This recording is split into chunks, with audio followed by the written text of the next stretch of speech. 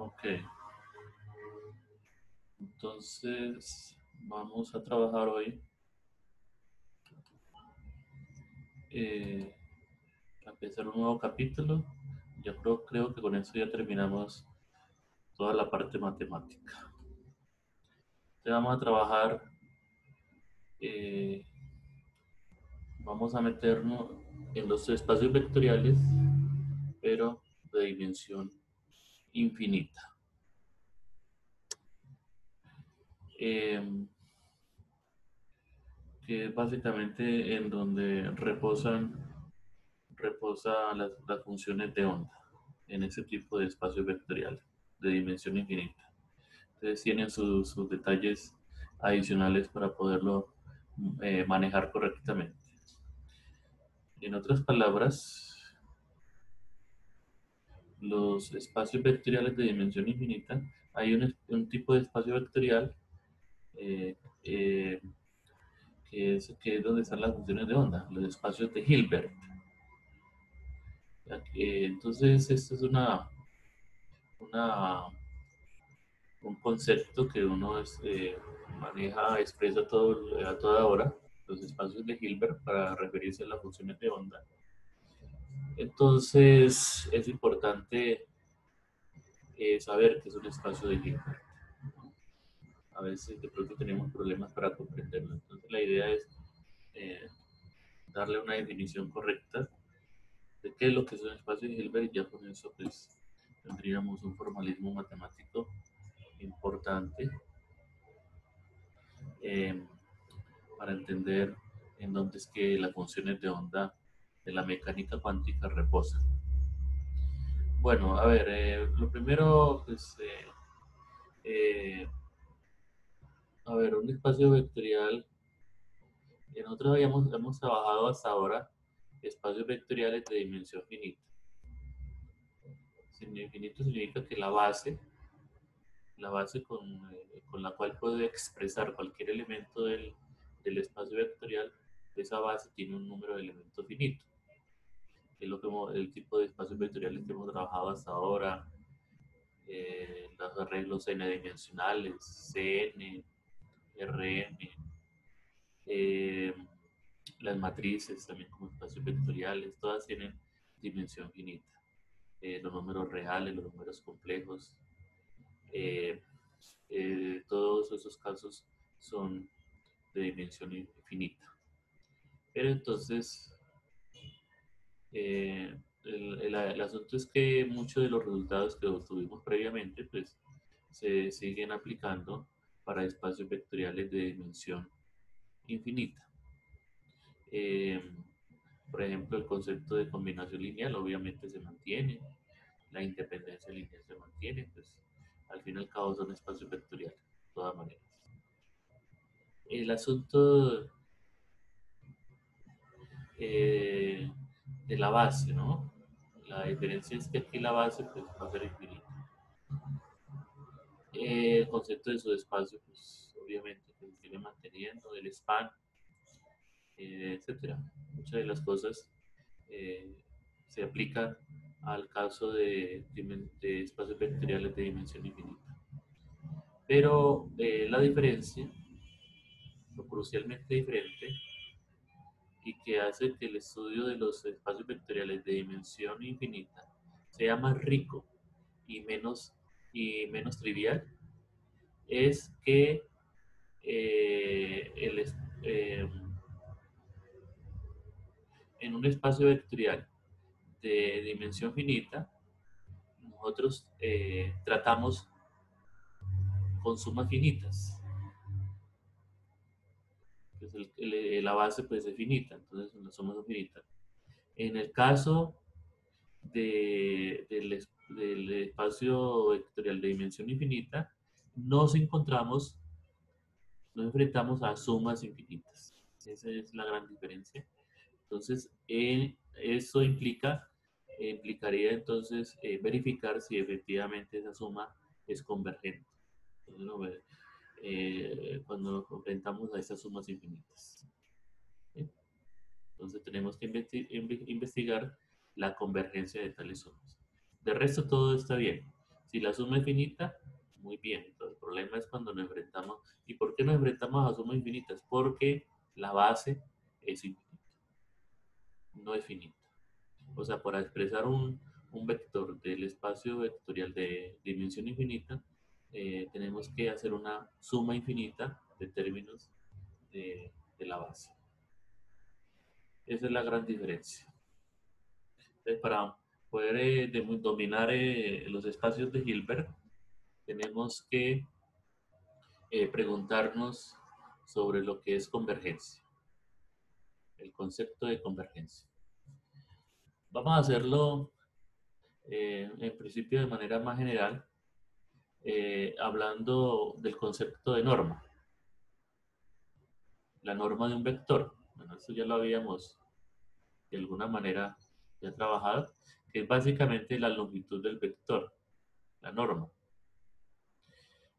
Aquí tenemos un ejemplo de la norma para el caso de los arreglos n-dimensionales, los n, complejos complejos o reales. Eh, Nosotros trabajamos con una norma que era la norma que provenía del producto interno. O sea, cuando decíamos la norma de un vector A, en el caso del típico producto interno que manejábamos o que manejamos, es igual a la raíz cuadrada de las componentes, de sus diferentes componentes, alfa 1 al cuadrado, hasta, hasta el último elemento del arreglo, que era alfa n cuadrado. Eso es lo que nosotros conocemos como la longitud de un vector, la norma de un vector, ¿sí? Que es básicamente lo que nosotros llamamos A punto AA, producto interno. Eh, a ver, aquí sí, creo que la raíz cuadrada. ¿Sí? Aquí va. Sí. A eso lo llamábamos norma. Esto siempre es positivo, no hay problema. O cero, ¿no? Y la raíz cuadrada pues, me da un número. Un número. Eh, entonces, la norma nos da una idea de tamaño, ¿no? Tamaño de un vector. ¿Qué tan grande es? Pero, pero aquí entonces plantean que la norma no, esa es la norma que se conoce como la norma natural, la norma natural, la que proviene del producto interno, que nosotros definimos como producto interno, típico AAA, que básicamente eh, sí, ese resultado. Pero esta norma es natural, pero pueden haber otras normas, no solamente esta. Entonces aquí están expresando otras normas para el vector. Aparte, la que nosotros trabajamos es cuando p vale 2. Aquí. Entonces ahí tenemos la raíz cuadrada. ¿Sí? Pero puede uno trabajar con una norma diferente. Por ejemplo, cuando p vale 1 también podría servir. O p valiendo 2, 3, 4, 5. La norma natural con p valiendo 2. Entonces, habría, habría una diferencia dependiendo de la norma que uno trabaje respecto al tamaño del vector, del elemento. Por ejemplo, aquí da un ejemplo. Consideremos, consideran ese vector de Cn, ¿ok? En un espacio vectorial, en un espacio mil, de dimensión 1000, la de 1000 componentes, no hay problema. En el dimensional, en este caso n valiendo 1000. Entonces, la norma cambia dependiendo con qué P trabajamos. En todos los casos sigue siendo una norma, ¿no? Concepto del tamaño de un vector. Pero, por ejemplo, si trabajamos con P valiendo 1, la norma de ese vector es 100. Pero si trabajamos con la natural, con P valiendo 2, su norma es 3.6. Si trabajamos con p valiendo 10, la norma es 0.2. O sea que el tamaño del vector es algo que realmente depende de la norma que uno escoja. O sea que hay varios ejemplos. Entonces, eh, en esa norma uno diría, uy, qué vector tan grande, ¿no? Vale 100. Pero si escogemos esa norma diría, uy, qué vector tan pequeño, vale 0.2. Entonces, realmente el concepto de tamaño de un vector pues, es muy relativo, ¿no? Depende de la norma que uno escoja. Pero si hay algo que no cambie. Eh, bueno, nosotros trabajamos con la norma porque en el fondo lo que queremos es hablar de convergencia. Entonces, lo que queremos hablar es de cercanía. Entonces, aquí, pues, aquí diría que se tiene la impresión de que tal cosa de cercanía depende de qué norma nosotros definamos. Porque cercanía, aquí diríamos que están muy alejados, mientras que aquí están muy cercanos, ¿no? Pero se trata del mismo vector. Estoy hablando de alejado con respecto al origen, ¿no? Aquí, en este caso. Entonces, yo, uy, está muy alejado del origen, aquí muy cercano al origen. Entonces, el concepto de cercanía, pues parece que eh, pierde vigencia aparentemente, dependiendo de la norma que uno escoja. Pero entonces, realmente uno no quiere, uno no quiere es hablar de tamaños, sino básicamente de cercanía, eh, que la cercanía es relativa, o sea, respecto a otros vectores. Y esto sí siempre se puede comparar. ¿Ya? Eh, si uno escoge una norma, eh, uno puede asegurar que A está más cerca de B porque la distancia, eh, porque es la distancia, eh, bueno, perdón, aquí, uno no realmente, esto de decir que A está cerca a B, eh, no es lo que uno realmente quiere, ¿no? Sino A está más cerca de B que C de D. Es verdad que el concepto de cercanía pues puede variar, pero sí se mantiene, eso sí se mantiene. Uno puede asegurar que A está más cerca de B que lo que está C de D, solamente mirando la norma. Y eso siempre es válido. No importa cuál norma sea, uno sí puede asegurar cuál está más cerca, cuál de los vectores está más cerca a C, viendo o comparando la distancia entre A y B. No importa la norma que sea. Puede que le dé un número grande o un número pequeño, pero siempre el más pequeño es el que está más cerca de C.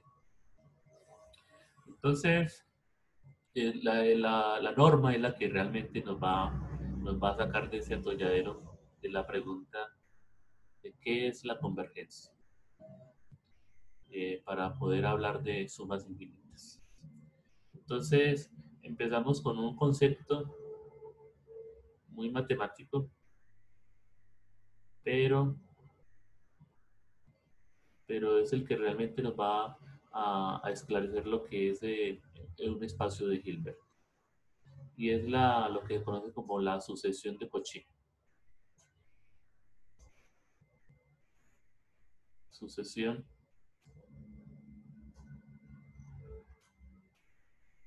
de Cauchy. Bueno, en inglés sequence, pero bueno, secuencia o sucesión, ¿no? Es una mejor sucesión de Cauchy. ¿Qué es una sucesión de Cauchy? Eh, es una, es un arreglo de conjuntos, de elementos, que, eh, que los identificamos desde el primero hasta el infinito, o sea, un arreglo infinito de elementos. Eh, de vectores, específicamente. Es un arreglo de vectores. El espacio vectorial tiene una norma, o sea, en ese espacio vectorial se puede, es un espacio vectorial normado, se le conoce.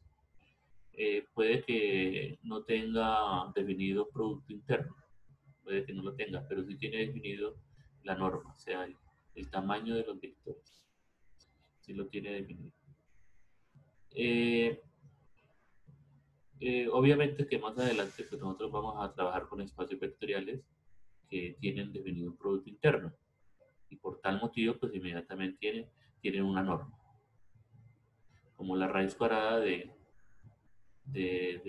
vector, del producto interno del vector consigo mismo. Entonces, los espacios vectoriales con producto interno tienen definida una norma, pero los espacios vectoriales con norma no necesariamente tienen definido producto interno. Pero nosotros los espacios de Silver son espacios que tienen, que tienen definido un producto interno. Bueno, pero bueno, este es un tratamiento un poco más general. Entonces, tenemos un arreglo de infinitos, un arreglo, desde el primero hasta el último, infinitos vectores dispuestos en este conjunto, pero se dice que este conjunto es una sucesión de Cauchy si cumple esta condición, es aquí, que cuando el límite, cuando toma uno las diferencias de los términos por allá en el infinito, dos términos diferentes de la sucesión pueden que sean iguales o diferentes de la sucesión, y uno compara la distancia entre estos dos vectores de la sucesión en el infinito, y si te da cero, o sea, la distancia da cero, entonces uno dice que se trata de una sucesión de Cauchy. Eso ahorita va a tener sentido para nosotros. Cuando esto pasa, cuando esto pasa realmente uno pues tiende a pensar que esta sucesión tiene que ser convergente, tiene que converger algo porque eso está pasando. O sea, entre más me alejo, los vectores cada vez están más cerca entre sí. Eso lleva realmente a una convergencia. Entonces la sucesión de Cauchy es la que nos va a permitir definir lo que es un espacio de Hilbert de una manera rigurosa. Bueno, entonces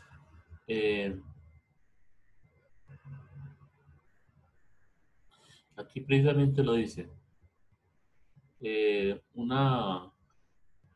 Aquí una sucesión convergente necesariamente es de Cauchy.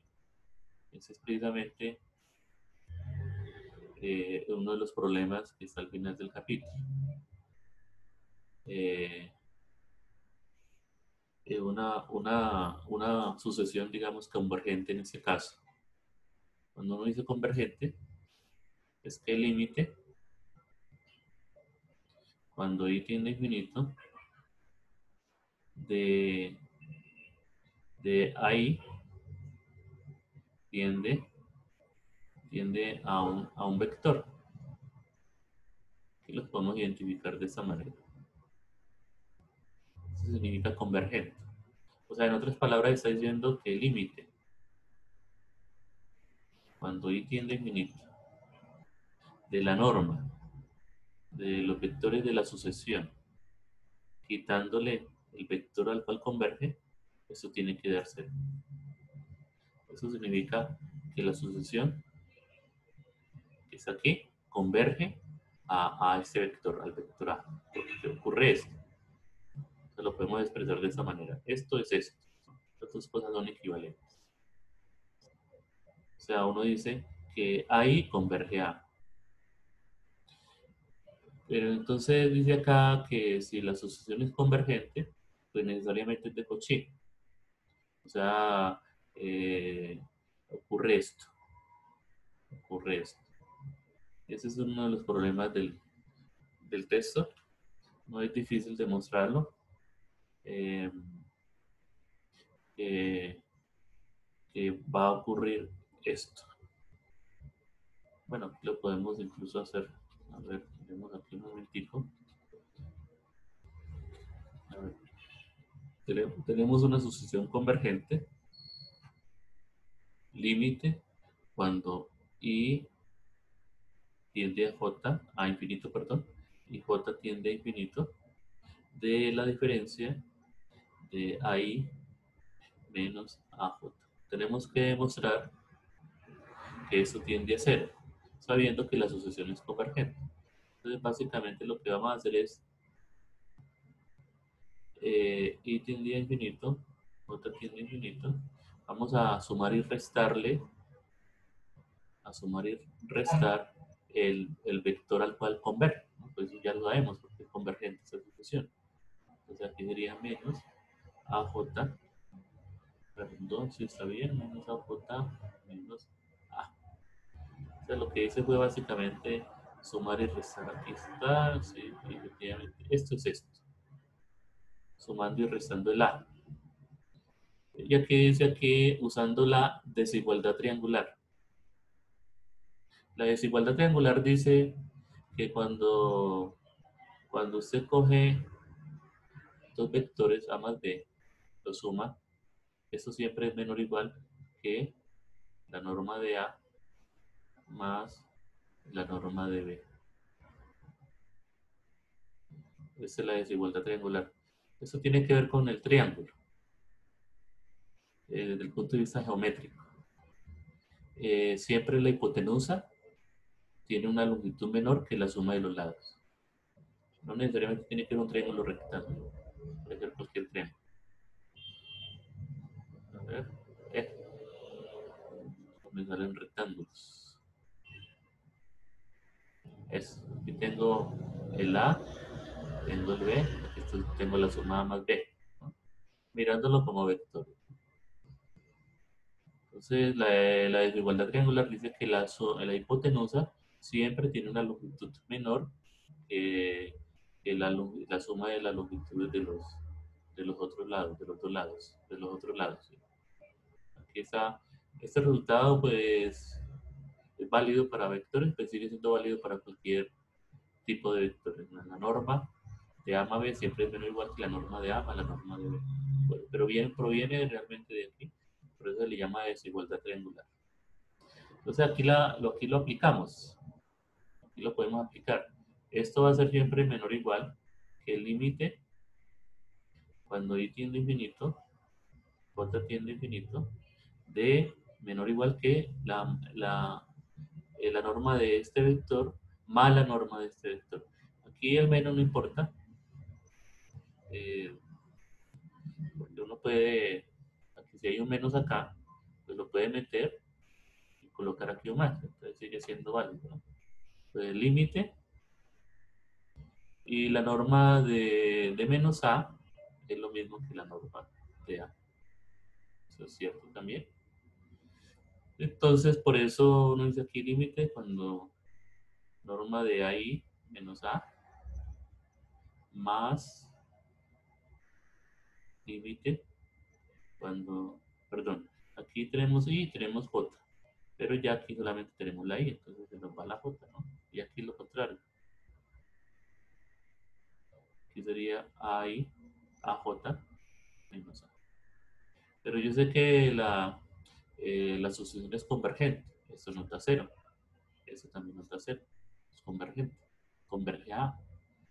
Entonces quedaría que este límite, esto es menor o igual que cero. Eso pues nunca puede ser menor que cero, ¿no? Esto es la cantidad siempre es positiva, la norma, la longitud siempre es positiva. Entonces no queda otra opción que decir que vale cero. Y queda demostrado entonces que una sucesión convergente es una sucesión de Cauchy. Pero lo contrario no es necesariamente cierto. Que si la sucesión de Cauchy, que si la sucesión es de Cauchy, necesariamente es convergente a un vector de ese espacio. Eso no puede que no ocurra. Aquí dice claramente, las sucesiones de Cauchy en un espacio vectorial dado no convergen no converge. A ver, sí, pueden haber casos, ¿no? There might be. Pueden haber casos de sucesiones de Cauchy de un espacio vectorial dado que no convergen a ningún vector de ese espacio. ¿Sí? Adelante hay un ejemplo al respecto. Entonces, para que converja a una sucesión de Cauchy, para que converja a un espacio, a un vector del mismo espacio vectorial, debemos imponer condiciones adicionales. Entonces, aquí hay una definición. Un espacio vectorial completo. B. ¿Qué es un espacio? Esta es una definición, ¿no? Esto no es un teorema, simplemente vamos a definir qué es un espacio vectorial completo. Un espacio vectorial completo es un espacio vectorial, lineal normado, o sea, tiene una norma. Por el momento no estamos hablando de producto interno, solamente de norma. Para el que cada sucesión de Cauchy de vectores en B tiene un límite, tiene como límite un vector en B. O sea, eh, que estamos imponiendo lo que aquí dejamos todavía como una duda.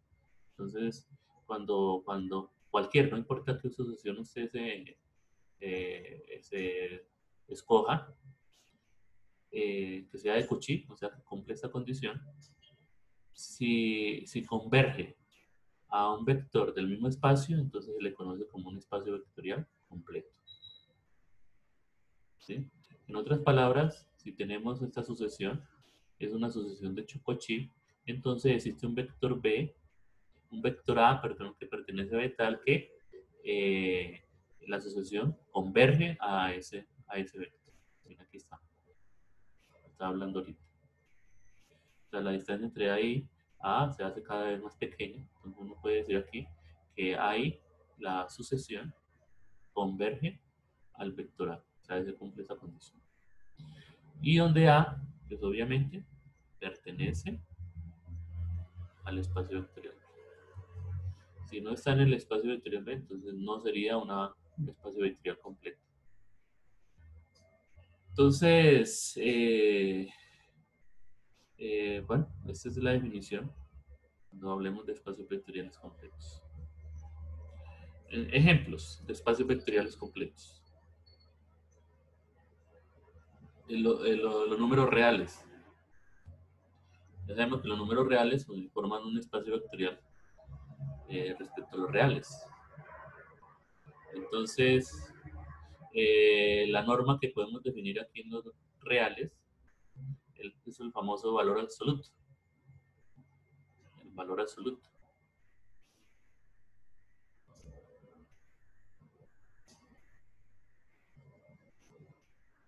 Incluso a este tipo de vectores no le habíamos definido un producto interno, ¿no? Pero bueno, el valor absoluto puede funcionar como norma. Aquí estamos hablando de espacios vectoriales por el momento normado, no estamos definiendo, no estamos indicando que se trate de espacios vectoriales como producto interno, pero sí tienen una norma. En el caso de R, la norma va a ser esta, el valor absoluto de los reales. Entonces, resulta que es completo. Y es completo, bueno, ese es un teorema ya muy fundamental de la teoría de números. Eso ya es más para los matemáticos, en donde se establece que cualquier sucesión de Cauchy de reales, de números reales, cualquier sucesión de Cauchy de los reales, converge a un real. Eso realmente ya escapa a nuestras, digamos, ya entraría en un tema muy matemático. Entonces, asumamos esto como cierto, lo cual es válido. Por eso dice uno que R en los números reales es completo. Entonces, eso es probado en el análisis real. Bueno, algo parecido ocurre con los números complejos. También sabemos que los números complejos forman un espacio vectorial. En este caso, la norma es básicamente también el valor absoluto del número complejo, o sea, esto que está aquí, esto que está aquí. Y usando esta desigualdad triangular, puede uno demostrar, apoyado en esto que hicimos acá, apoyado en esto, previo, puede uno demostrar que los números complejos también es un espacio vectorial completo. Números complejos. Esto también se deja como ejercicio. Aquí está la clave para la demostración. Usando esto y usando lo anterior. Conociendo que los reales también es un conjunto, un conjunto completo. Aquí hay un ejemplo de que los números racionales no es completo. Ejemplo. O sea, los números racionales forman un espacio vectorial. No hay problema. Si usted suma dos racionales, le da otro racional. Y la multiplicación por un escalar le da un racional. Entonces, los números racionales forman un espacio vectorial. ¿Listo? Eso es válido. Pero no es completo, los números racionales. Porque aquí dan un ejemplo. Los números racionales, pues también podemos hablar de una norma. En este caso, básicamente la norma es el valor absoluto. Como acá. Efectivamente. Pero aquí hay un ejemplo de una sucesión de Cauchy, esta que está aquí, esta sucesión de Cauchy, que converge a un elemento que no está en los racionales. Esta sucesión es de Cauchy. Una sucesión de Cauchy.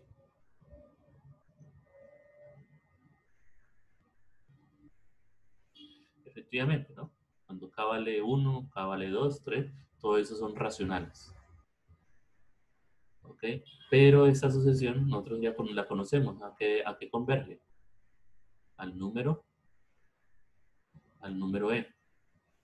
Esta sucesión converge al número E. Pero el número E no pertenece a lo racional. El número E es un irracional. Entonces, por tanto, por eso Q no es un espacio vectorial completo. Bueno, entonces,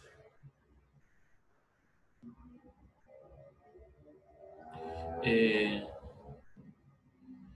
sea aquí, sea esta sucesión de Cauchy de vectores en un espacio vectorial finito.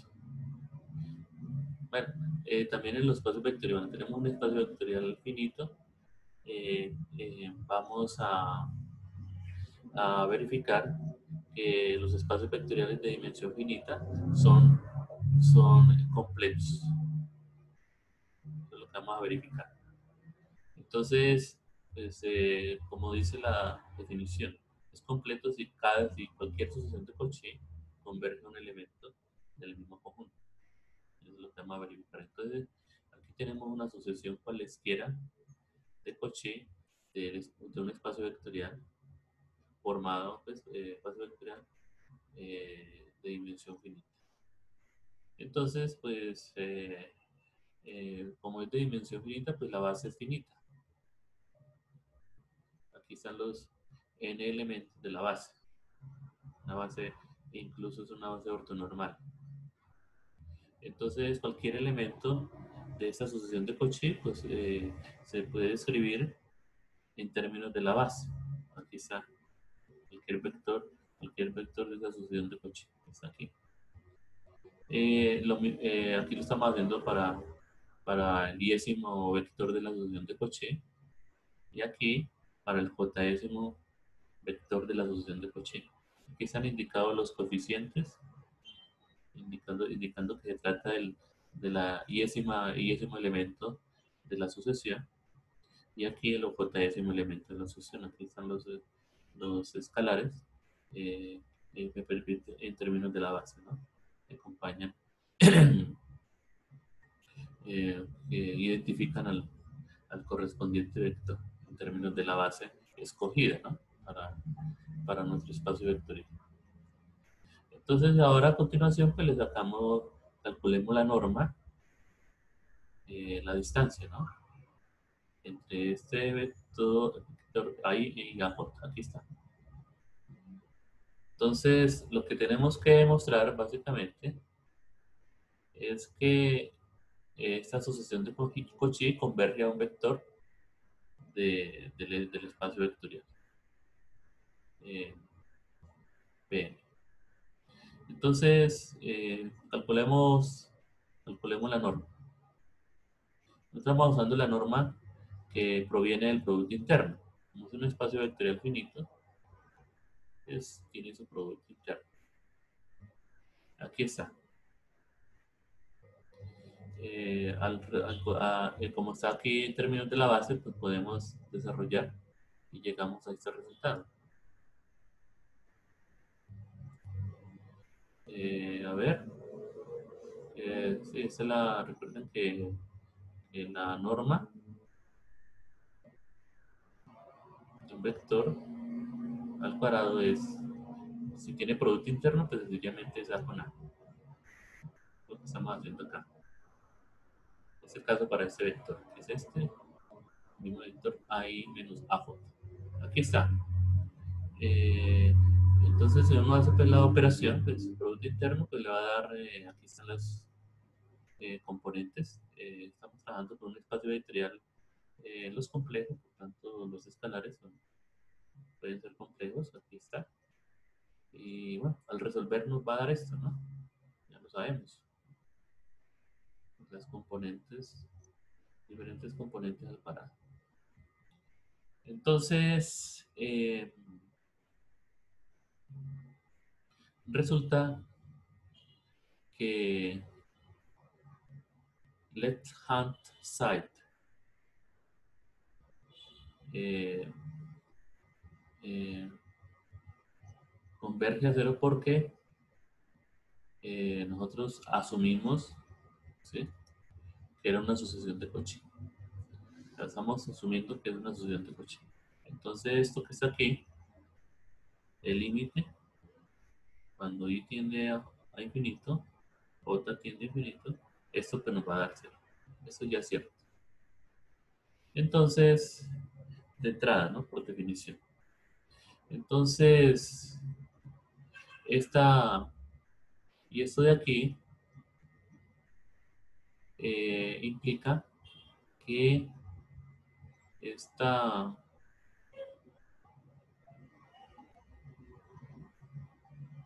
a ver, implica entonces que ese límite que está aquí, a ver,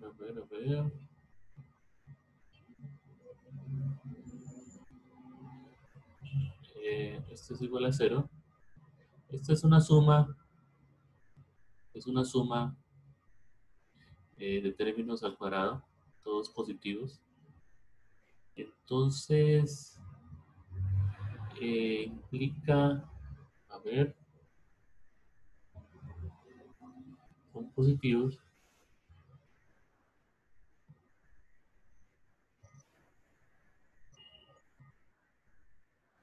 Eh, estos términos deben tender a cero. Que no hay otra opción. Es una suma de positivos. Entonces, a ver aquí. El límite. Ok. El límite cuando i tiende a j,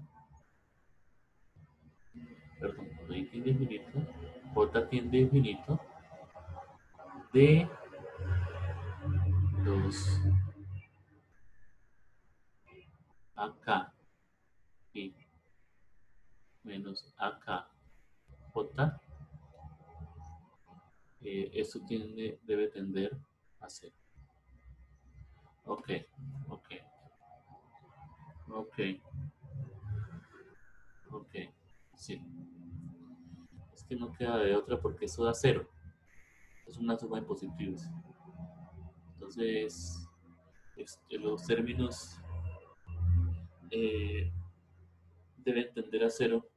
O sea que, y nosotros, o sea, esto es una sucesión de reales, ¿no? Los componentes. Entonces, por tanto, eh, acá y debe tender a un real. O sea, es completo. Convergente. A ver, a ver, a ver, a ver. Incluso esto es en los complejos, ¿no? A ver. Sí, esas son cantidades complejas. Bueno, lo mismo. Ya habíamos dicho que también los complejos era completo. Entonces, esta sucesión de los de 1 hasta infinito es, es convergente. Converge a un complejo. Bueno, aquí lo está diciendo. Cuando n tiende a infinito, aquí lo podemos colocar entre paréntesis, tiende a un complejo. Aquí está. Para cada uno de los elementos, estoy hablando de, para el, tomando el késimo componente del vector, pero lo podemos para cada uno de los, desde 1 hasta n, todos son convergentes. Por tanto, este vector, por tanto, el vector, esa sucesión de Cauchy, estaba aquí, es convergente. Y converge exactamente a, a esto. Aquí está. Sí. Eh,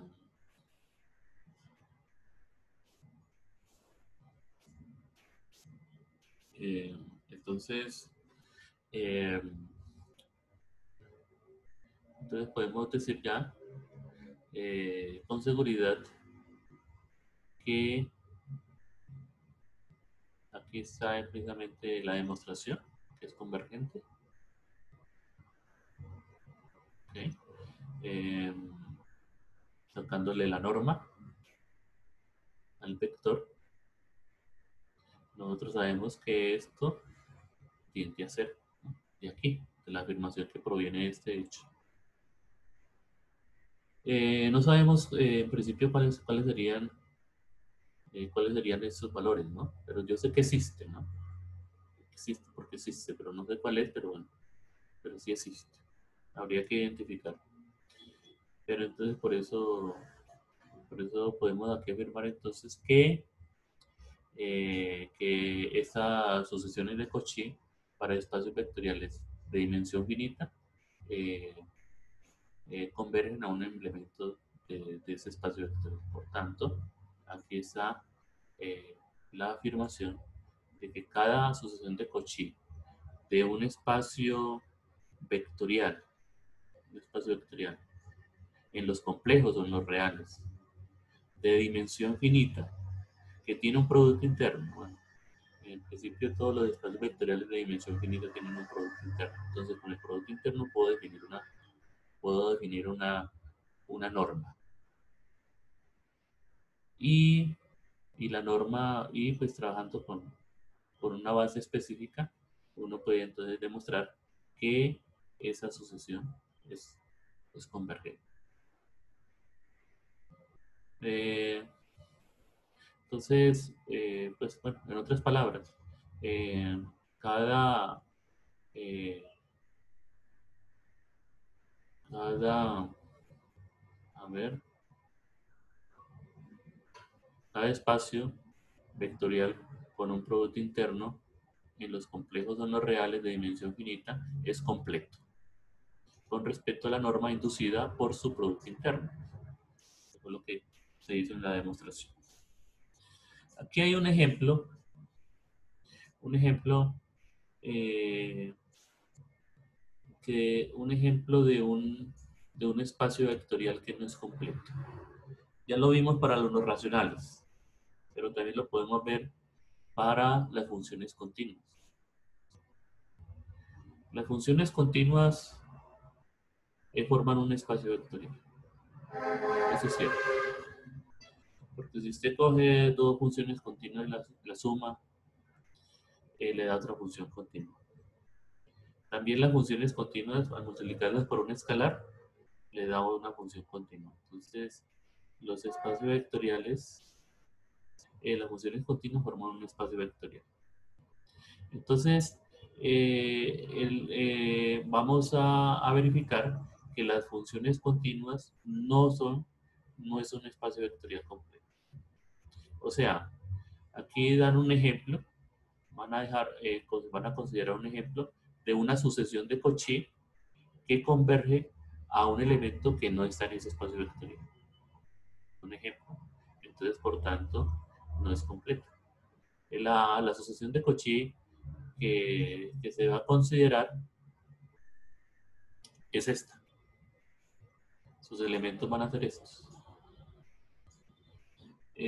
Aquí está la gráfica de los diferentes elementos de esta asociación de Cauchy. Aquí está escrito de manera matemática. Aquí podemos ver la misma gráfica. A ver, podemos utilizar. Son funciones continuas.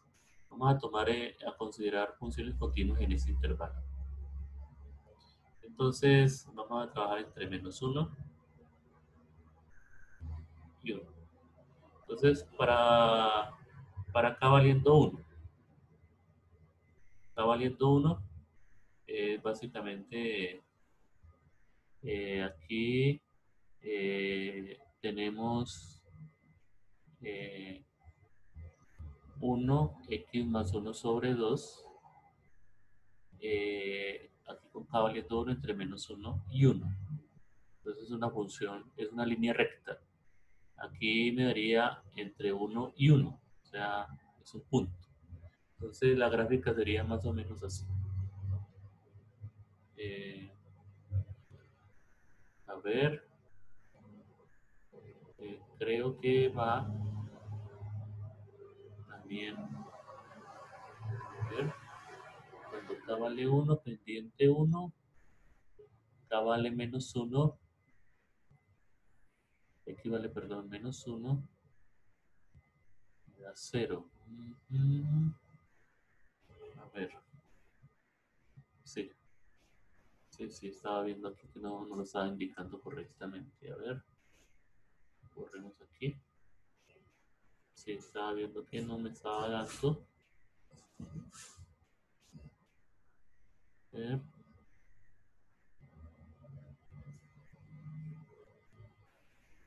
Aquí el -1. Y aquí tenemos aquí cuando x vale 1, y nos da 1. Entonces aquí va 1. Correcto. Ahora sí. Vamos a colocarlo un poquito más abajo para. Entonces, para k valiendo 1, tenemos la función, la f1. ¿Okay? Y la gráfica, que para este caso particular, nos da esto.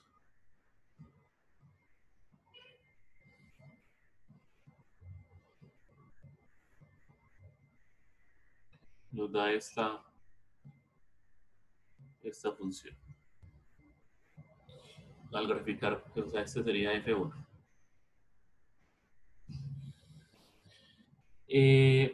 Para acá valiendo 2, tenemos el segundo elemento de la sucesión, f2, cuando k vale 2.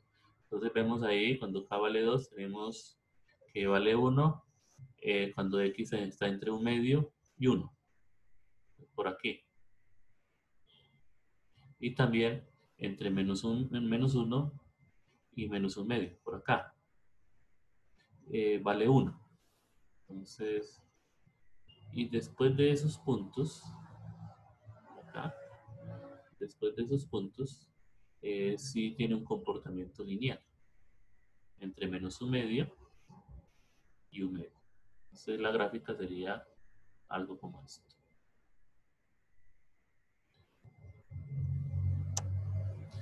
Y constante de aquí para adelante. Y aquí también. Ok. Ese no va acá. Bueno, un poquito torcidita, pero podemos arreglarla aquí. Uy, la puse peor.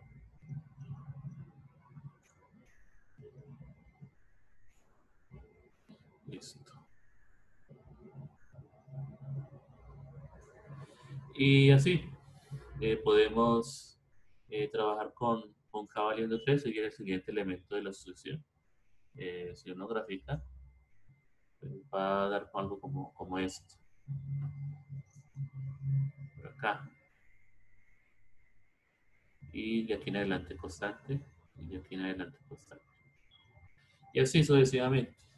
Entonces vemos que la sucesión efectivamente está formada por funciones continuas, ¿no? Todas son continuas. De pronto tienen aquí una discontinuidad, ¿no? Perdón, un punto en donde no existe la derivada, pero sí es continua, ¿no? Es continua. Pero en la última, o sea, en el límite, cuando ya estemos en el infinito, pues vamos a tener prácticamente eh, esta, esta función, o sea, en el límite. Esto salta y esta sí es discontinua, porque salta de ese punto a este punto, si hay una discontinua. O sea que eh, aquí está, es una sucesión de Cauchy. Bueno, aquí también hay que ver la norma, ¿no? La norma en este caso, para estas, eh, para este caso, la norma proviene de este producto interno, ¿no? Es muy conocido y ya nos había definido la integral, ¿no? Y uno puede ver que efectivamente se trata de una sucesión de Cauchy porque la integral, el área bajo la curva, tiende a cero. Eso es cierto. El área cada vez más pequeña entre términos sucesivos, entonces por tanto esta integral tiende a ser una sucesión de Cauchy, ¿no? Tiene que ser. Pero entonces la sucesión converge a esa función. Entre 0 y 1 vale 1. Y entre menos 1 y 0 vale 0. Es una función discontinua. Entonces, por tanto, el espacio vectorial de las funciones continuas es un espacio vectorial que no es completo. Porque no todas sus sucesiones convergen a elementos de ese espacio vectorial, de ese conjunto. ¿Ok? Bueno, entonces, entonces ya estamos, bueno, para los que están interesados en profundizar, nosotros aquí estamos hasta el momento trabajando únicamente, digamos, con espacios normados, donde existe la norma, y uno puede hablar de completitud. Entonces se le conoce como espacio de Banach, un poco más general. Pero nosotros vamos a considerar la norma. Si consideramos la norma, entonces ya estaríamos hablando de espacios de Hilbert. ¿Okay? Entonces, ¿qué es un espacio de Hilbert? Entonces, ahora sí tenemos las herramientas. Cuando hablemos de ahora en adelante de espacios de Hilbert, nos referimos a esta definición. Un espacio de Hilbert es un espacio vectorial con un producto interno completo. Y lo indicamos de esta manera. Eso es todo. Eso es un espacio de Hilbert. Entonces, un espacio de Hilbert es un espacio vectorial, obviamente. Ese espacio tiene un producto interno. O sea, tiene un producto interno, o sea, hay un producto entre vectores que me da un número completo. Ya sabemos que es un producto interno. Y es completo. ¿Qué significa completo? Que entonces cualquier sucesión de Cauchy dentro de este espacio converge, y cualquier sucesión de Cauchy converge a un elemento de ese espacio. Es completo. Bueno, entonces, eso es un espacio de Hilbert. Es un espacio vectorial completo. Eso es todo. Bueno, pero bueno, todavía nos queda el problema de la convergencia. Entonces, eh, a ver, aquí todo espacio, a ver, todo, sí. Aquí pues obviamente los espacios vectoriales de dimensión finita, como son completos, son espacios de Hilbert. Los espacios vectoriales de dimensión finita son espacios de Hilbert. Pero a nosotros nos interesan los espacios de dimensión infinita, ¿no? Es lo que más, a lo que más nos referimos, con espacios de Hilbert. Normalmente espacios de vectoriales de dimensión infinita. ¿Sí? Dimensión infinita. Bueno, entonces, eh, aquí dice que es conveniente usar una base ortonormal para estudiar espacios de Hilbert. Entonces, a ver, consideremos eh, una, bueno, una sucesión. Efectivamente, esa es una sucesión, una secuencia infinita de vectores ortonormales que pertenecen al espacio de Hilbert. Bueno, de alguna manera lo construimos. Eso es fácil de construir realmente. Porque tenemos un producto interno. No es complicado construir una sucesión infinita de vectores que sean ortonormales en un espacio de Hilbert. O sea, el espacio de Hilbert es completo. O sea, que esta sucesión que tenemos acá, bueno, en principio no estamos diciendo que se trate de una sucesión de Cauchy, ¿no? Sencillamente escogimos una sucesión de elementos que son ortonormales. Todos son ortonormales. Eso se puede lograr. Digamos que lo logramos. Entonces, tomemos un vector cualquiera que pertenece al espacio de Hilbert. F pertenece a H, un vector cualquiera. Vamos a construir usando esta sucesión. Usando esta sucesión, vamos a construir una, una, una sucesión o sí, de números complejos, que son estos, que es básicamente el producto interno de cada uno de los elementos de la sucesión con F. Y así me construyo este, este vector. El enésimo vector, que es básicamente la suma de los primeros n elementos de, de esta sucesión, en donde sus componentes yo las calculo de esta manera. No hay problema. Eso se puede hacer.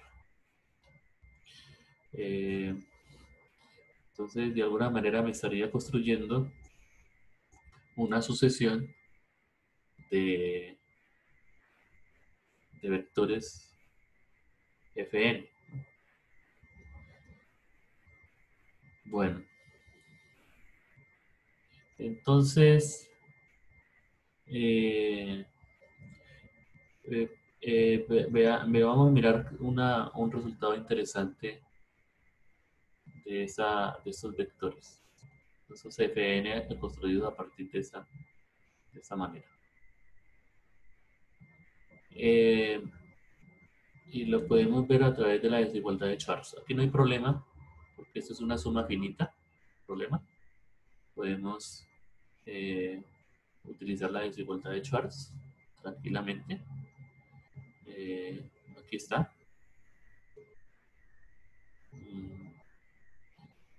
la desigualdad de Schwarz para F y Fn. Nosotros sabemos que estos vectores, estos Fn están escritos en términos de una base ortonormal de 1 hasta n. Entonces, por tanto, pues nos va a dar ese resultado, ¿no? Lo conocemos, no es difícil de ver. Y por otro lado, aquí también podemos, a partir de la definición de Fn, ver que esto nos da este resultado. Este se parece a este de aquí, miren que son iguales. Entonces podemos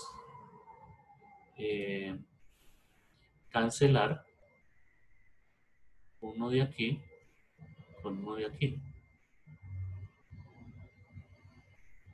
Esto nos da una suma de números positivos. Esto sería al cuadrado, entonces se cancela por acá y nos da ese resultado. ¿Sí? Ok, 2, mira, está al cuadrado. Pues, por tanto, tenemos este resultado. A esto se le conoce como la desigualdad de Parseval. Que está aquí indicado. Eh, lo interesante aquí es que esta es una serie de, de suma de elementos positivos que nunca puede superar este valor. Aquí tenemos los famosos FI, ¿no? Los FI desde igual a 1 hasta infinito, que fueron obtenidos a partir de aquí, están obtenidos. Resulta que esa serie, esos coeficientes, ¿no? Los coeficientes eh, cumplen esta propiedad. Así que, en el fondo, estamos diciendo que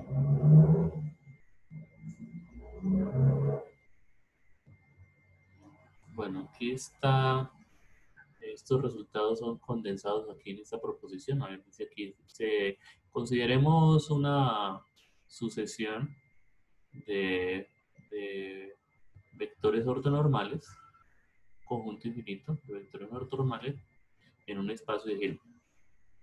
Sí, la, la manera, pues lo construimos, de alguna manera lo construimos para un espacio de Hilbert. Y sea F un elemento cualquiera de H. Y definimos unos números complejos a partir de F y de la sucesión infinita de vectores ortonormales. Entonces, de esa manera construimos los FI. Entonces, la desigualdad de Bessel establece, bueno, aquí hay un problemita, ¿no? Desigualdad de Parseval, me parece, hay como que un error porque la desigualdad de Parseval, no es Bessel, ¿no? Es como raro. O será que, no, muy extraño, que le cambien el nombre. Bueno, este resultado está aquí. O sea, mejor dicho, eh, esta proposición condensa todo lo que se hizo acá. Entonces, eh, eh, resulta entonces que como les había mencionado, pues tenemos esta sucesión de coeficientes. Esta suma nunca puede superar este valor, debe ser menor o igual. O sea que en el fondo estaríamos enfrentándonos a una sucesión de Cauchy de números reales al cuadrado. O sea, los valores absolutos. O sea que en otras palabras, esta sucesión tiene que ser convergente. Pues ya sabemos que por la cuestión de los números reales, que es completo, o de los complejos. Entonces debe ser convergente. Convergente. Aquí precisamente lo dice. Si este es convergente, es porque entonces el vector correspondiente, que está aquí, Fn, es convergente. O sea que esta suma converge. Converge. A ver, eh, ¿cómo lo podemos ver aquí más rápidamente? Pues basado en que la norma tiene que ser finita. Al fin y al cabo, este tiene que ser menor que esa cantidad que es finita. Esta cantidad obviamente es un valor finito, positivo, esta suma. Entonces la norma tiene que ser finita para esta serie infinita. Así que se trata de una sucesión convergente. Convergente. Es convergente, obviamente, pero como nosotros dijimos que es un espacio de Hilbert, tiene que converger un elemento de acá. Entonces, esto obviamente debe pertenecer a H, porque es un espacio de Hilbert. Y habíamos dicho que, que es completo, ¿no? El espacio de Hilbert es completo. O sea, cualquier sucesión de Cauchy tiene que converger a un elemento de ese espacio vectorial. Entonces, eh, esa es una definición que nos dice que la sucesión de vectores ortonormales,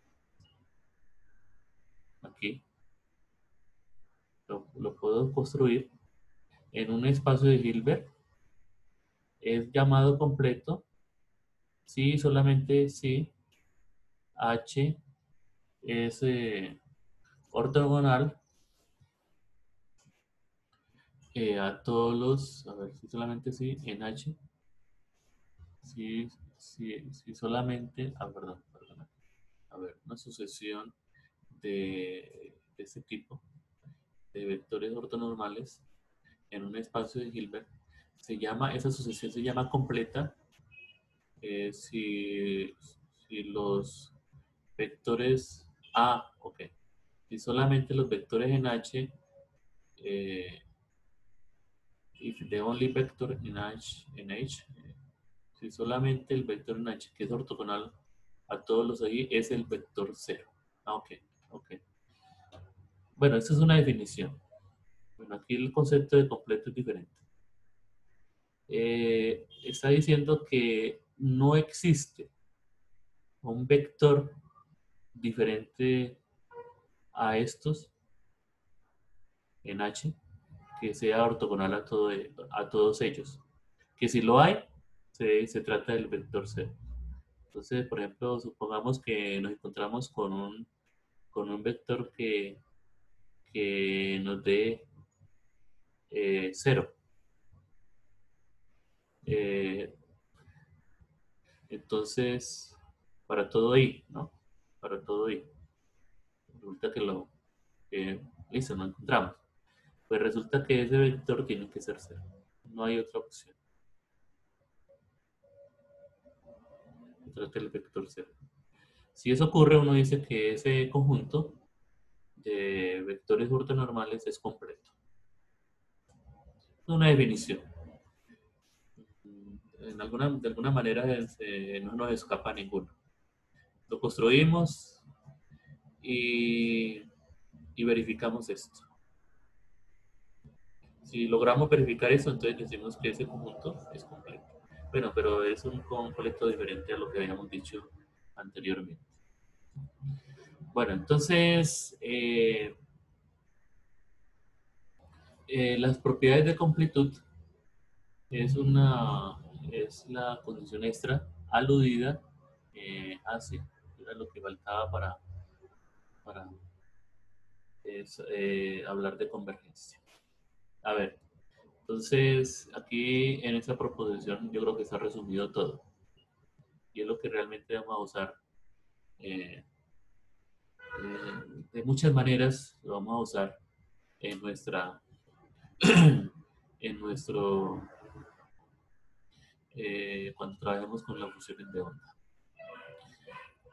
Resulta que nosotros, de alguna manera, tenemos una sucesión, de alguna manera logramos una sucesión de, eh, de vectores ortonormales eh, en el espacio de Hilbert. Aquí los tenemos. Entonces, las siguientes afirmaciones son equivalentes. Eh, Significa que si este conjunto que yo logro es completo, entonces esto implica esto. Si ese conjunto que yo logro es completo, entonces porque f se puede escribir en términos de eh, de estos vectores. Aquí de alguna manera, eso es lo que nosotros ahorita dijimos que era el FI. ¿Sí? Entonces estaríamos básicamente escribiendo a f en términos de estos elementos, si ese conjunto es completo. Ahorita ya más adelante va a decir que básicamente estamos diciendo que si es completo, entonces porque es una base. Realmente es una base. Estamos escribiendo a f en términos de la base. Pero bueno, ahorita lo definimos. Entonces, supongamos que esto es cierto y vamos a demostrar que esto es cierto. Entonces, sí, que es completo. Entonces, demostremos. A ver, entonces, a ver. Hagamos el producto interno de, a ver, el producto interno de EI o EJ con, ajá, con F menos, vamos a pagar este que a restar, la sumatoria de I igual a 1 hasta infinito, EI, aquí EI por F. Bueno, hagamos esta operación. Bueno, supongo que esto es cierto y vamos a hacer esta operación. Bueno, no he hecho nada, ¿no? Pues aquí sencillamente, bueno, yo sé que eso es convergente obviamente, pero no sé si converge a F, ¿no? Vamos a ver qué pasa. Entonces hacemos la operación. Entonces, este con este nos va a dar, con esto nos va a dar el famoso EJF. Y este con esto, pues aquí EJ con EI me da una delta de Kronecker, porque son vectores ortonormales. Y colapsa entonces la I, colapsa a J. Quedaría entonces menos EJF. Finalmente, se nos cancela y nos da 0. Pero ¿qué había dicho acá? O sea que este vector es ortogonal a todos los vectores de aquí. Pero yo dije que era completo. Es el único vector que es ortogonal a todos estos es el 0. O sea que eso que está aquí tiene que ser igual a 0. Y estaríamos entonces demostrando eso. Paso aquí a sumar. Y entonces significa que si es completo, entonces f se puede escribir de esta manera. Ahora demostremos del 2 al 3. Que si esto es cierto, entonces significa que esas proyecciones, la suma, me da la identidad. No es difícil, porque si esto es cierto, entonces significa f Y aquí pues hacemos, factorizamos ahí la f, quedaría igual a 1 hasta infinito, e, e, f. Yo estoy yo estoy trabajando con cualquier f. Y ese operador al actuar sobre f me da f. O sea que significa que esa es la identidad para cualquier f. Quedó demostrado que de aquí, si esto es cierto, esto es cierto. Ahora, de aquí a acá. Si esto es cierto, esto también es cierto. Entonces no es difícil. Hagamos esto. Miremos fg. Eso sería igual f. E insertamos aquí el operador identidad. No hay ningún problema. Y el identidad lo reemplazamos por esto porque asumimos que eso era cierto. Entonces quedaría f, aquí la sumatoria, igual a 1 hasta infinito, e i, e i, aquí, eh, bueno, eso va a ser, y aquí g. Sacamos la sumatoria, ese es una, bueno, eso por definición de suma de operadores, y, y pues la definición de ese tipo de operadores, ¿no? Quedaría así, de esa manera. Sumatoria igual a 1 hasta infinito. Aquí el sándwich, perdón, el producto interno f con EI y aquí EI con F, perdón, con G. Y listo, miren, ahí está. Ahí está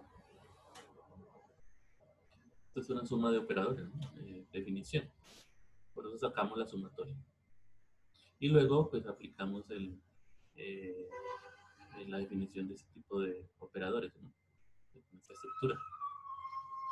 Entonces quedaría de esta manera. Bueno, y del 4 podemos ir al 5. Si esto es cierto, esto que está aquí es cierto. ¿Por qué? A ver, f con f. Norma de f al cuadrado lo mismo que f con f. Y resulta que estamos asumiendo que esto es cierto. Pues hacemos el caso particular en que g valga f. No hay problema. Un caso particular en que g valga f, porque aquí estamos diciendo que esto es cierto. Cierto para todo f y para todo g, pues hagamos el caso particular en que g valga f. Entonces sería esta sumatoria que está aquí. Aquí tenemos f, e, i, y aquí de nuevo e, i, f. ¿Y esto qué es? Este producto interno pues sería, este es el complejo conjugado, es lo mismo que la persona aquí. E, i, es lo mismo que i, f, complejo conjugado. O sea que nos daría esto que está aquí. Sumatoria para i es igual a 1 hasta infinito. Aquí tenemos EI, F al cuadrado. Desde aquí llegamos a ese resultado. Pero aquí dice que son equivalentes. Entonces, para completar todo, tenemos que regresar al principio. Si lo logramos, pues todas esas afirmaciones son equivalentes. Entonces, si esto es cierto, vamos a demostrar que eso es cierto, que es completo. Bueno, entonces, eh, supongamos que, eh, a ver, supongamos que existe un elemento, aparte de estos, cuyo producto me da cero. A ver, aquí precisamente, eso es cierto. Vamos a demostrar que eso es cierto. Entonces, supongamos que encontramos ese f, correcto, ese f que pone i, me da 0. Supongamos que lo encontramos. Como f es cualquiera, entonces pues usamos ese resultado. Esto es válido para cualquier f. Entonces, aquí nos estaría dando lo siguiente. E con f da 0 para todo i, porque pues, estamos diciendo que, que hay un elemento que es ortogonal a todos estos. eh, y, y aquí lo estoy indicando. Entonces, esto indicaría entonces que la norma de f al cuadrado es igual a 0.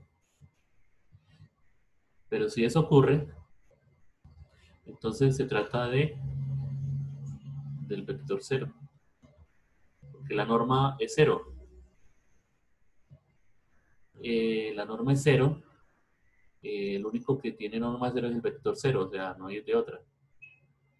O sea, que no existe, o sea, aparte del 0 no existe otro vector que sea ortogonal a estos. Si lo hay, pues sería el 0. Entonces, por tanto, es completo. Cerré el ciclo. Empecé aquí, tan, tan, tan, tan, y regresé al principio. Entonces, por tanto, todas estas afirmaciones que están aquí son equivalentes. Eso es lo que realmente usamos nosotros todo el tiempo en la mecánica cuántica, esas cosas. Esos todo eso lo usamos. Bueno, ese pues sería la base, ¿no? Aquí precisamente lo estamos mencionando. Aquí.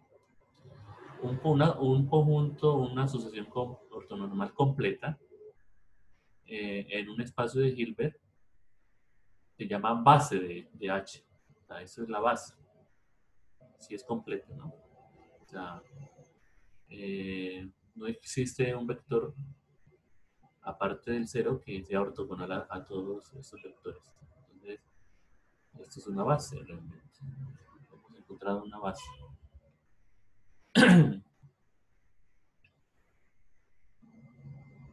Entonces, bueno, este es un tratamiento muy general. Aquí todavía no hemos aterrizado eh, a qué tipo de espacios vectoriales nos estamos refiriendo, ¿no? En general, espacios de Hilbert con estas propiedades. Pero entonces nosotros vamos a trabajar con este tipo de funciones. Se llaman el espacio de las funciones integrables al cuadrado. Espacio de las funciones integrables al cuadrado.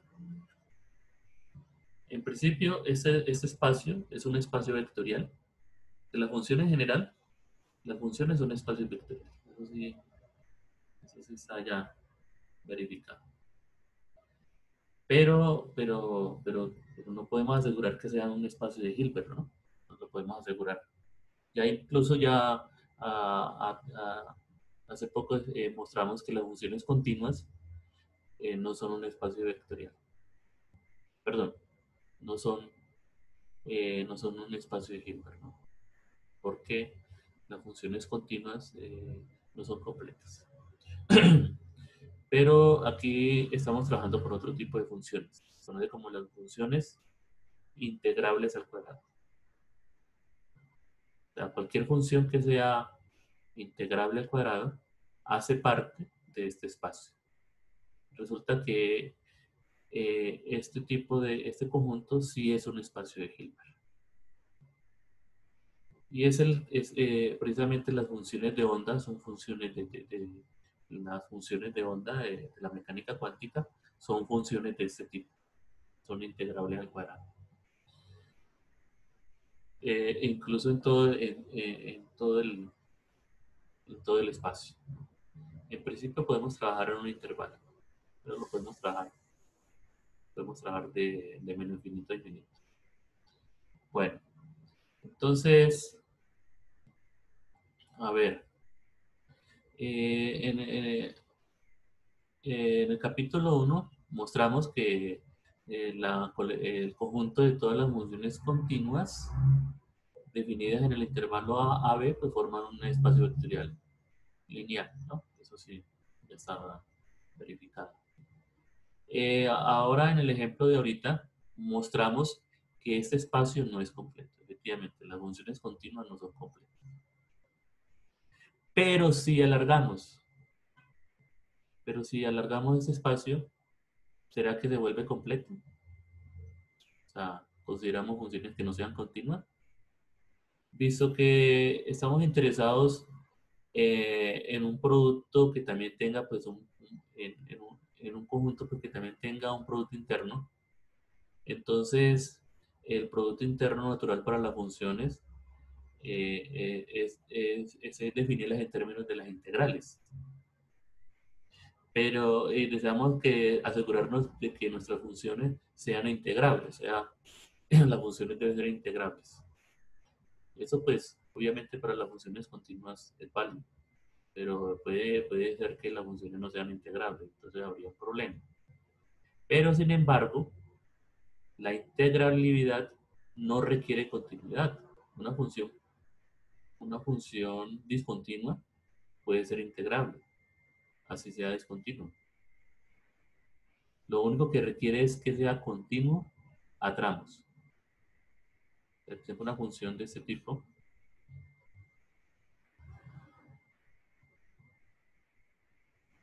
una función que, digamos, tenga este comportamiento aquí y tenga una discontinuidad y siga por acá y luego otra discontinuidad.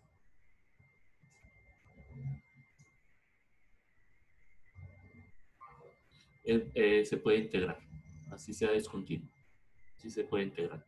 Uno puede hallar el área bajo la curva sin ningún problema, sin ningún problema. Lo que estaba respondiendo a esta pregunta. Si nosotros no imponemos esa condición de ser funciones continuas, eh, podemos de pronto ya eh, afirmar que se trata de un espacio vectorial completo. Entonces, eh, sí, pues al menos por la parte de la integrabilidad sigue siendo válido. Entonces, aquí está la definición de producto interno entre funciones.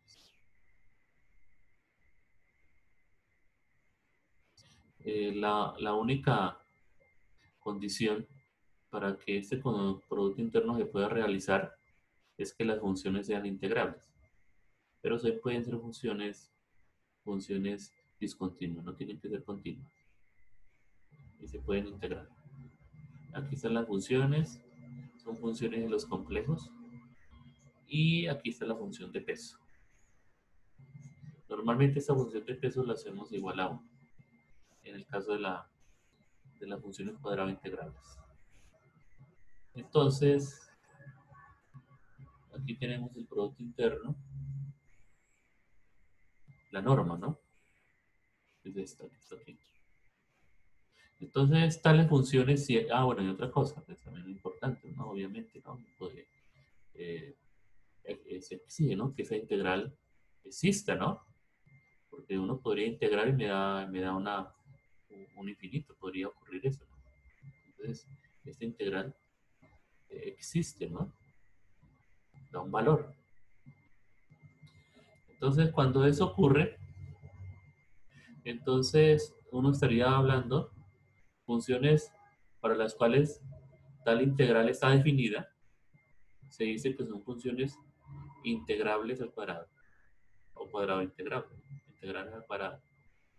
Se le dice así porque por este hecho. Básicamente viene de aquí. Porque si esto es cierto, esto es cierto. Eso lo puede uno ver de la desigualdad de Schwarz. Que si f y g son integrales al cuadrado, entonces el producto entre ellas también es integrable. O sea, si esto es válido, tanto para f como para g, entonces esto también existe. Funciones cuadrado integrables. Entonces, las funciones cuadrado integrables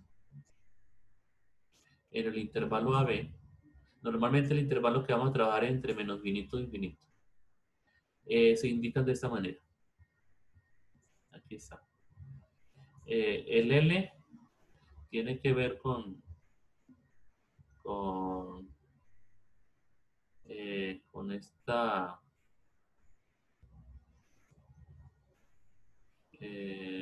a ver, tiene que ver con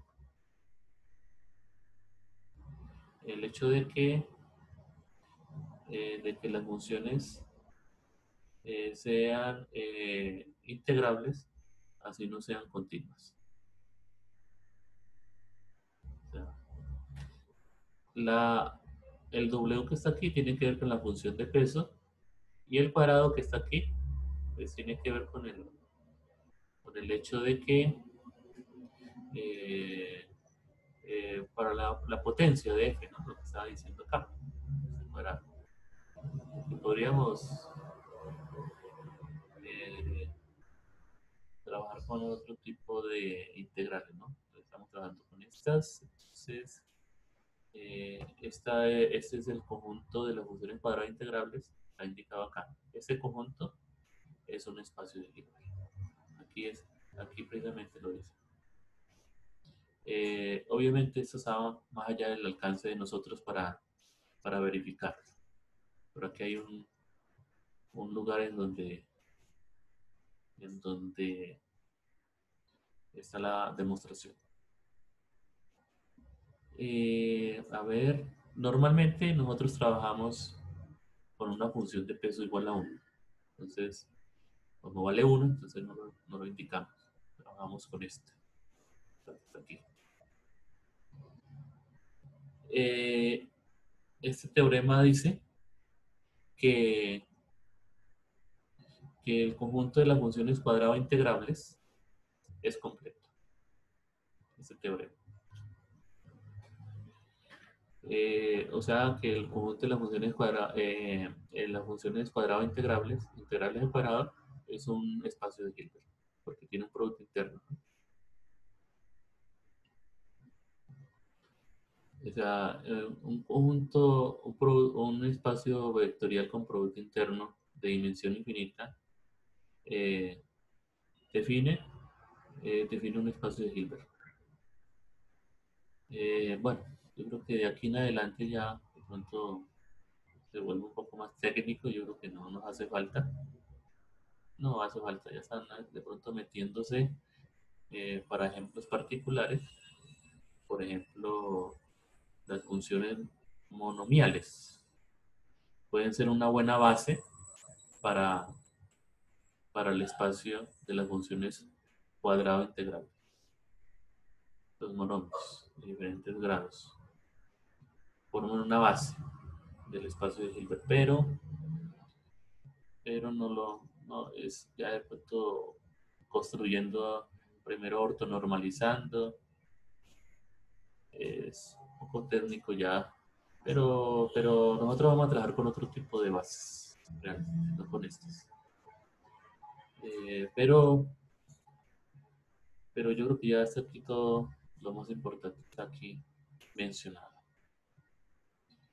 Bueno, entonces, a ver, vemos por acá. Bueno, polinomios ortogonales, de las famosas bases, y aquí como que termina todo. Bueno, sí, ya, y termina. Yo creo que aquí, hasta aquí vamos con el repaso. Ujú. Listo.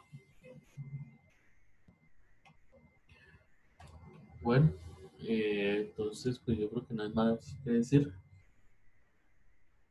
Eh, ya para la próxima clase ya empezamos entonces con la función de onda, con la mecánica cuántica. ya teniendo claras las herramientas de las matemáticas. Ok, no sé si de pronto tienen alguna pregunta. Yo diría que no, profe, por mi parte no. Ok, bueno jóvenes, entonces pues terminamos por hoy.